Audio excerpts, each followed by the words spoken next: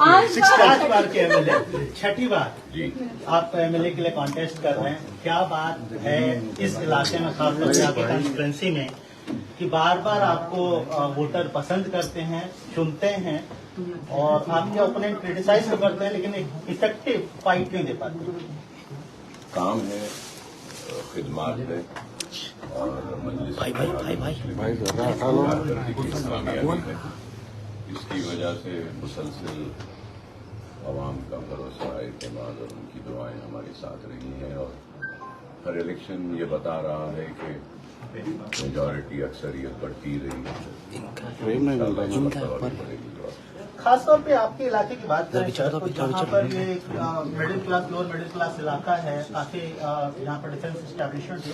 आपके एक काम को लेकर बार बार हम जब जाते हैं ग्राउंड पे तो चर्चा जरूर होती है, वो आपकी एजुकेशन को लेकर। आप जो एजुकेशन में काम कर रहे हैं, आपका जो एजुकेशनल इंस्टीट्यूट है उसके बारे में बार बार लोग बात करते हैं।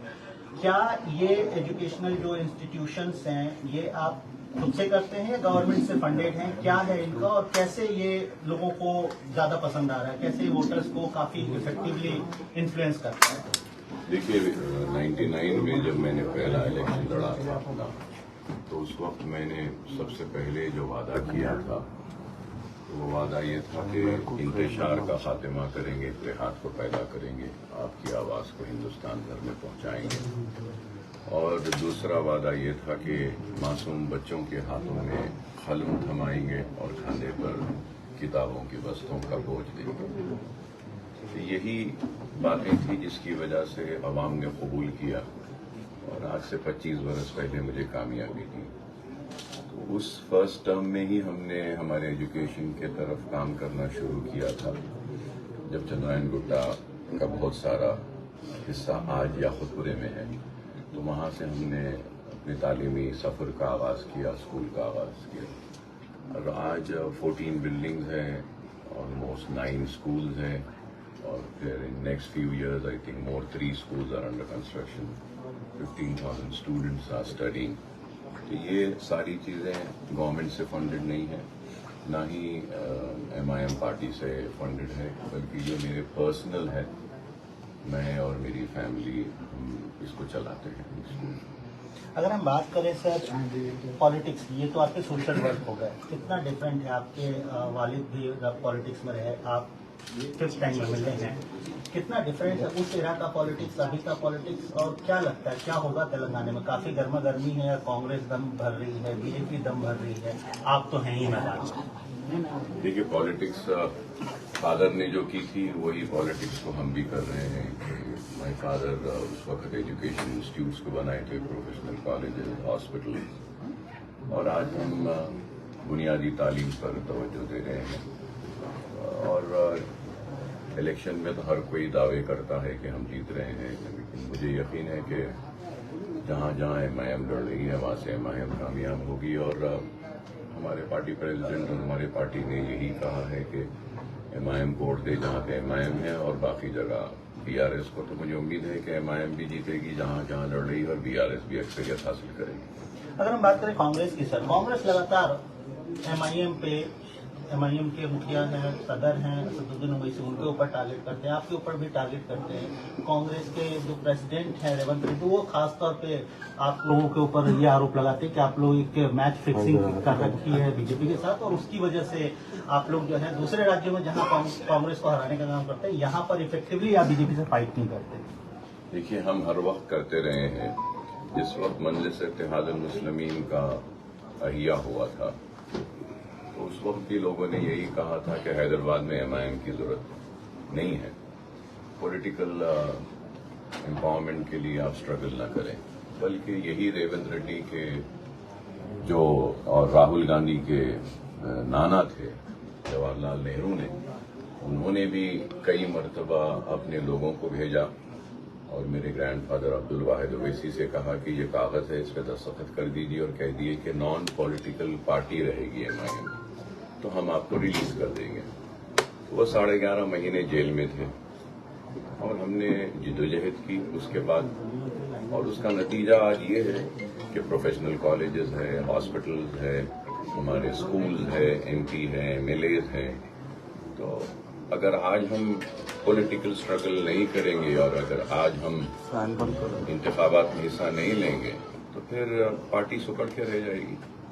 माइनॉरिटी की पॉलिटिक्स की बात होती है सर देश भर में, हम देखते हैं कि सतलुज में से अलग अलग कल इनफैक्ट वो राजस्थान में भी थे, बार बार माइनॉरिटी की यूनिटी और माइनॉरिटी के हितों पे बात करने वाली पॉलिटिकल पार्टी नहीं रही है। उनके स्पीचेस में ये होता है कि आपको एक वोट बैंक की तरह माइनॉरिटी को यूज किया। इससे कितने आप इत्तेफाक रखते हैं, कितना आपको लगता है कि वाकई में माइनॉरिटी की एक वोट बैंक की पॉलिटिक्स की तरह तेलंगाना में या देश के अन्य हिस्सों में भी यूज किया गया है या यूज किया जाता रहा है और एक इफेक्टिव उनको लीडरशिप एमआईएम दे सकती है इस राज्य में, अलग अलग राज्यों में? देखिए, सबसे अहम बात यह है कि हिंदुस्तान में आज़ादी के बाद से लेकर आज तक सबसे ज्यादा इख्तिदार पर अगर कोई जमात रही है तो वो कांग्रेस रही, या नेहरू के नाम पर या इंदिरा के नाम पर या फिर बाद में नरसिम्हा राव हो या मनमोहन सिंह हो। लेकिन इनकी आदत रही है कि अगर आज मुसलमानों की जो हालात है इससे कोई इनकार नहीं कर सकता, और हर वक्त जब भी कांग्रेस कमजोर होती है तो इसकी तारीफ रही है कि वो फिसादात करवाई। फिसादात के बाद, तबाही के बाद मुसलमान जब गुस्से में आते हैं तो कमीशंस बनाए और मुसलमानों की पसमानदगी, मुसलमानों की जो पिछड़ापन है, इसके ऊपर मुसलमान गुस्से में आया तो कमेटीज बनाई। कभी गुजराल कमेटी बनाई, कभी सच्चर कमेटी बनाई, कभी रंगनाथ मिश्रा कमेटी बनाई, तो कभी कमेटी बना के खुश किया तो फिसादात में तबाही और बर्बादी करवाकर कमीशंस बनाकर किया। श्री कृष्णा कमीशन हो या दूसरे कमीशन हो। और उसके बाद में भी मुसलमान जब नाराज रहा तो उन्होंने फिर रमजान में इफ्तार की दावत कर दी या अजमेर शरीफ के लिए चादर भेज दी। इन्होंने तो मुसलमानों का इस्तेमाल किया है वोट बैंक की तरह, और सारे रिपोर्ट सामने हैं कि मुसलमान सबसे पिछड़ा हुआ है, सबसे पीछे है, सबसे कमजोर है। और आज अगर हम देखते हैं कि तेलंगाना में मजलिस इत्तेहादुल मुस्लिमीन की वजह से लिटरेसी रेट यहाँ पे स्टेट की क्या है और मुस्लिम्स की क्या है, तो Muslim literacy rate is higher than the state literacy rate. So this is the achievement of MIM, and I think because of the presence of MIM, now everybody is forced to say that कि हम ऐसा करेंगे, हम वैसा करेंगे. The question arises is that कि 11% minorities are there in Rajasthan. Here, and if you have to calculate, the total number is around 62 lakhs. Here the Muslim percentage is 12%, और population number में देखे तो 50 lakhs. There the budget is 290 crores. Here the budget is 2,200 crores. Now if the Congress and Revant says that we will make it 5,000, thank you. It is the presence of MIM, Asad Owaisi and Akbar Owaisi, that they are forced to say that we will make it 5,000. Why are they not doing the same in Rajasthan and other states where they had ruled and they are ruling? मेरे दो आखिरी सवाल sir. BJP कहती रही है जब हम campaign देखते हैं, अभी नहीं पहले से भी, कि आपके हाथ में कार की स्टीयरिंग रही है, आप एक्चुअली जो है ना पर्दे के पीछे से केसीआर की कार को ड्राइव करते, सरकार आप चलाते हैं। इस जो एलिगेशन है इसको कैसे आप देखते हैं? ये एलिगेशन ही है, आप खुद कह रहे हैं एलिगेशन है, तो जिसको जो चाहे वो बोल सकते हैं। जिसकी गाड़ी वही चलाएंगे, जो ड्राइवर है वही चलाएगा गाड़ी। हम हमारी पार्टी चला रहे हैं, वो उनकी पार्टी चला रहे हैं। अब आवाम के हाथों में से हाथ निकल गया है, उस हाथ की फिक्र करनी चाहिए उनको। मेरा आखिरी सवाल सर, आपके साथ कैंपेन में नूरुद्दीन ओवैसी, आपके बेटे हैं डॉक्टर नूरुद्दीन ओवैसी, डॉक्टरी करके आए हैं और अभी गलियों में हैदराबाद की राजनीति को समझने की कोशिश कर रहे हैं। क्या लगता है आने वाले दिनों में हम उनको भी देखेंगे आपके साथ पॉलिटिक्स करते हुए हैदराबाद की? देखिए, सबसे पहली अहम बात यह है कि आप सब जानते हैं कि मेरी सेहत सही नहीं रहती है, तो as a doctor and as a son he is there beside me to take care of me if required, if needed. दूसरा, आपने सवाल किया उनके पॉलिटिकल फ्यूचर के ताल्लुक से, तो ये तो वक्त ही बताएगा, वक्त ही फैसला करेगा। काबिल बनेंगे, आवाम चाहेगी, और उसके बाद में वक्त ही जवाब दे सकेगा, मैं अभी तो नहीं दूंगा। शुक्रिया सर, शुक्रिया बहुत।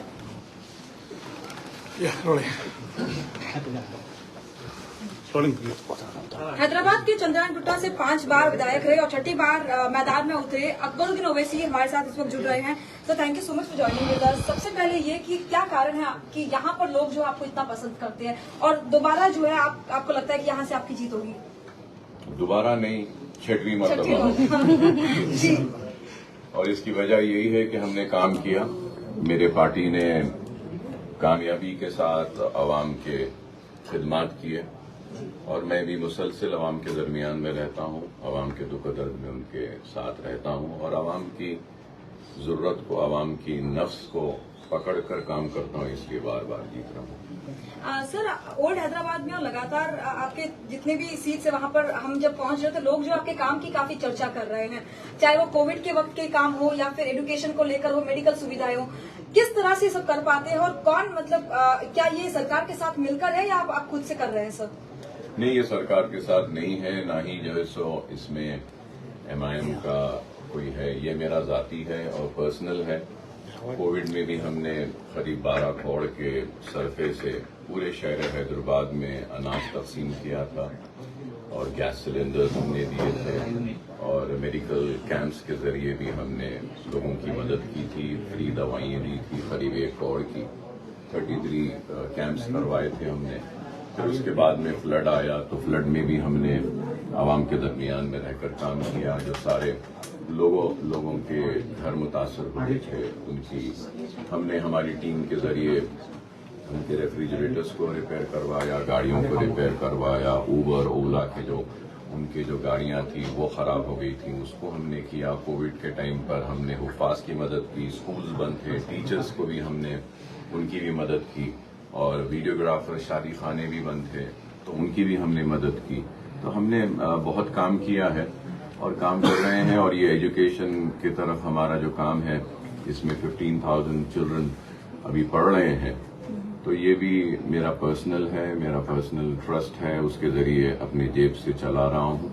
और मैं समझता हूँ कि तालीम ही एक ऐसी चीज़ है जिसके जरिए एक इंसान की सोच को बदला जा सकता है, उसकी फिक्र को बदला जा सकता है और उसकी जिंदगी की नाकामियों को कामयाबी में बदला जा सकता है और अंधेरों को हटाकर नए उजालों को लाया जा सकता है। सर, आपका काम बेशक जो है लोग काफी पसंद करते हैं, लेकिन दूसरी ओर आपके बयानों को लेकर जो राजनीति भी खूब होती है, उसको लेकर आप क्या कहेंगे? देखिए, हम हक बयान करते हैं और इज़हार हक से हम कभी मुंह नहीं मोड़ते सर। तो लोगों को हमारा हक बयानी शायद पसंद ना आए तो वो उनका प्रॉब्लम है, हम तो जो सही है जो हक है वो बयान करते हैं। सर, इस बार तेलंगाना में माइनॉरिटी वोट बैंक को लेकर मानो एक होड़ सी मची, कांग्रेस लगातार कह रही है कि माइनॉरिटी हमारे साथ है, ओवैसी ब्रदर्स ने सिर्फ इनका इस्तेमाल किया है, उन्हें आप क्या कहेंगे?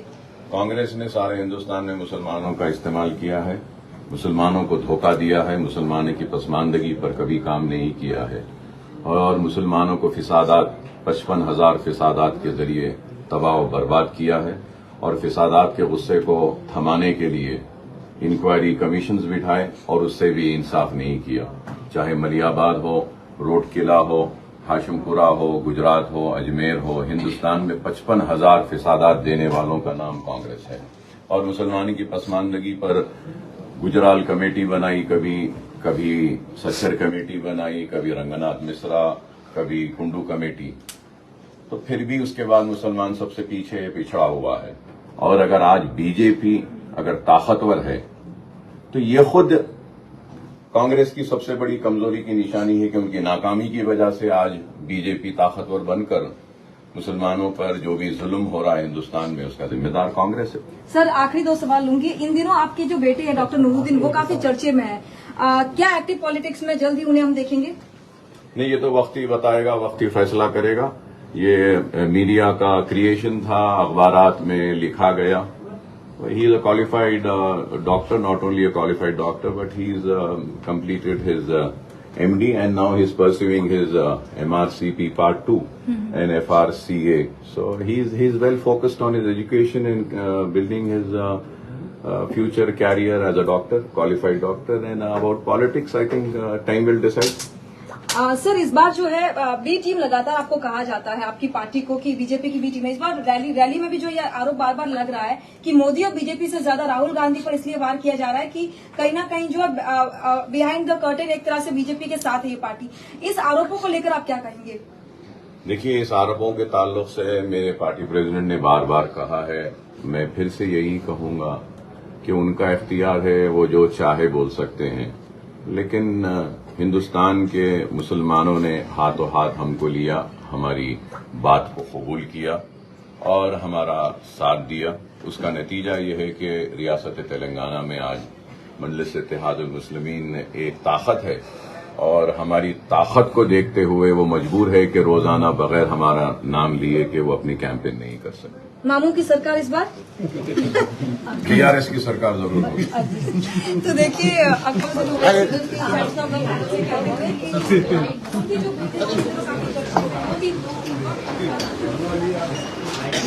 यहाँ पे भी ठीक नहीं है सर, अंदर ही कर ले सर, अंदर ठीक दो लाइट ठीक है सर, कलर मुझे एक मीटिंग है, आई गिव इट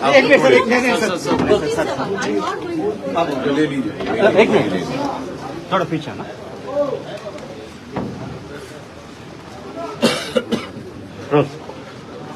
बीआरएस के कार की स्टीयरिंग जो है वो ओवैसी भाइयों के हाथ में है। ये लगातार विपक्ष की तरफ से कई बार कहा गया है, लेकिन ओवैसी भाई हमेशा ये कहे कि हमारे पतन की डोर जो है वो हमारे हाथ में है। इस बार हमारे साथ असद जी नहीं बल्कि अकबर ओवैसी जी है। छठी बार उतर रहे हैं, कैसा माहौल बन रहा है और खासकर तब जब कांग्रेस भी जो है आगे बढ़ रही है और माइनॉरिटीज की बात कर रही है। यहाँ ओल्ड सिटी में और उस चंद्रायन गुट्टे में तो कांग्रेस कहीं पर भी नजर नहीं आ रही। क्या आपको नजर आई? तो वो तो है ही नहीं यहाँ पे। वो सिर्फ बोम पिटारा करती है, बलवा करती है, झूठे प्रोपगंडे और जिस तरीके से मैं कहूँगा कि आज़ादी से लेकर आज तक धोखा देती आई है मुसलमानों को और मुसलमानों को पिछड़े समाज में भी सबसे पीछे अगर किसी को खड़ा कर दिया है तो वो मुसलमान है। तो इसके जिम्मेदार कांग्रेस है और कांग्रेस का इख्तियार आप जानते हैं कि न सिर्फ आंध्र प्रदेश व तेलंगाना में सबसे ज्यादा इख्तियार कांग्रेस का रहा, हिंदुस्तान में उनका इख्तियार रहा। तो सवाल ये है कि फिर मुसलमान पिछड़ा हुआ क्यों है और आज मुसलमान क्यों याद आ रहे हैं? जब आपके हाथ में इख्तियार था, 40 बरस का इख्तियार तो आंध्र प्रदेश में था उनके पास, तो 40 बरस में आपने मुसलमानों की कमजोरी को दूर क्यों नहीं किया, पसमानदगी को दूर क्यों नहीं किया, मुसलमानों की जिंदगी में खुशहाली क्यों नहीं लाई और आज क्यों बातें कर रहे हैं? माइनॉरिटी डिक्लेरेशन दी गई है बाकायदा, जिसमें बात की जा रही है कि माइनॉरिटीज के लिए किया जाएगा, वो किया जाएगा। और ये भी आरोप लगा रहे हैं कि ओवैसी भाई जो है बीआरएस के साथ मिले हैं, इसीलिए अपने आप को हैदराबाद के आसपास ही उन्होंने अपने आप को सीमित किया है, पूरे तेलंगाना में नहीं जा रहे हैं। या माइनॉरिटी वोट जो है इस बार काफी ज्यादा इम्पोर्टेंट होने वाला है। 40 जगहों पर जो है उनके कहीं ना कहीं। देखिए, मजलिस इत्तेहादुल मुस्लिमीन और ओवैसी ब्रदर्स का डर है, ओवैसी ब्रदर्स और मजलिस इत्तेहादुल मुस्लिमीन का खौफ है कि हमारा प्रेजेंस है, इसलिए वो मजबूर है कि माइनॉरिटी डिक्लेरेशन करने के लिए। तो भाई आपने क्या राजस्थान में माइनॉरिटी डिक्लेरेशन किया? कितने मुसलमानों को राजस्थान से आपने टिकट दिया? यहाँ पर मुसलमानों की आबादी 50 लाख है और 2200 करोड़ का बजट मजलिस इत्तेहादुल मुस्लिमीन ने पहुंचाने में कामयाबी हासिल की। तो फिर ये कांग्रेस के माइनॉरिटी डिक्लेरेशन जो कल करे हैं उनसे पूछना चाहता हूं कि राजस्थान में 290 करोड़ का बजट माइनॉरिटीज का क्यों है? भाई वहां पे नहीं है इस वजह से कि मजलिस और ओवैसी ब्रदर्स नहीं है, यहाँ पे है इसलिए कि मजलिस और ओवैसी ब्रदर्स है।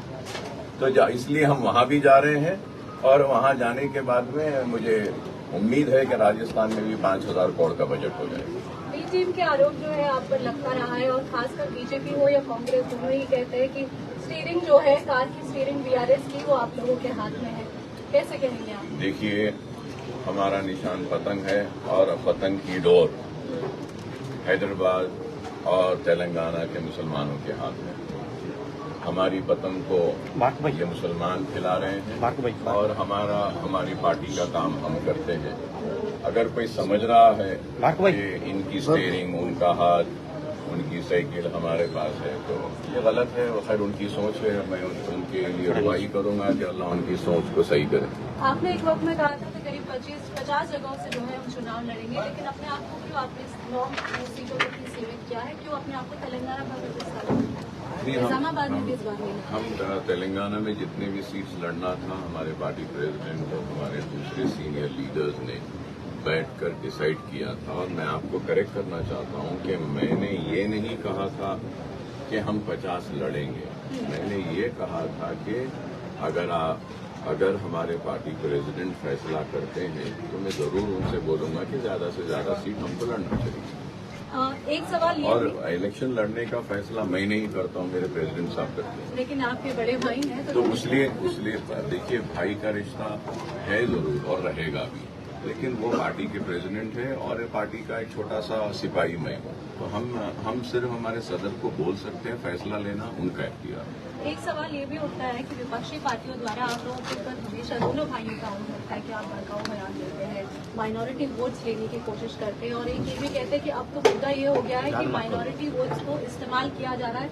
ये आपकी तरफ से बयान आता है दूसरी पार्टियों के ऊपर? नहीं, देखिए, हम हक बयान करते हैं और इज़हार हक से कभी मुंह नहीं मोड़ते, और जो हक है, जो सही है, वही हम बयान करते हैं। तो हकीकत बाज़ लोगों को कबूल करने में तकलीफ होती है, तो उस तकलीफ का इलाज मेरे पास नहीं है। मैं तो हक बयानी करता हूँ। एक आखिरी सवाल, मैनिफेस्टो नहीं दिख रहा है, आपकी तरफ से कोई बड़े वायदे नहीं दिख रहे हैं, पद यात्रा कर रहे हैं, 3-3, 4-4 घंटे चल रहे हैं। सोशल मीडिया के इस दौर में आपकी तरफ से इस बार जो है हर बार एक नारा रहता है कि ये किया जाए या ये, इस बार का नारा अकबरुद्दीन की तरफ से क्या होगा? हमारा नारा यही है कि हम हर दुख में, हर दर्द में, हर मुसीबत में आवाम के साथ थे, आवाम के साथ हैं और आवाम के साथ में रहेंगे। अकबर साहब, त्योहार जैसी स्थिति दिख रही है। ये तो अकबरुद्दीन ओवैसी जो है बात कर रहे थे कि किस तरीके से माइनॉरिटी वोट्स को लेकर राजनीति की यहाँ पर जमहूरियत के जश्न में ज्यादा से ज्यादा जश्न मना रही है।